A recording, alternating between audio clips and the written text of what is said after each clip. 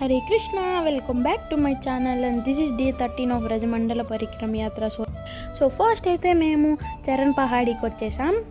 ఇట్లెక్కి పైన దర్శనం ఉంటుంది అండ్ ఇక్కడైతే కృష్ణ పాదముద్ర ఉంటుంది.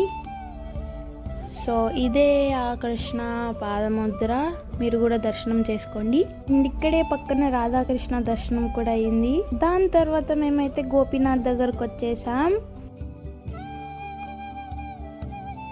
అండ్ గోపీనాథ్ తర్వాత మేమైతే 84 కమ్మకి వచ్చేసాం.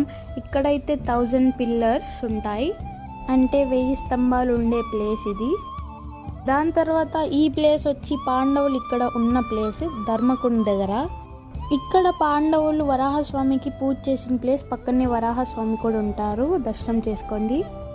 దాని తర్వాత లాస్ట్లో మాకైతే బృందారాణి దర్శనం అయింది. ఈ ప్లేస్ వచ్చి ఏంటంటే బృందావనం నుంచి కొన్ని మెయిన్ డీటీస్ జైపూర్కి తీసుకొని వెళ్ళిపోయారు, కానీ ఈ బృందారాణి మాత్రం ఇక్కడే ఆగిపోయారు.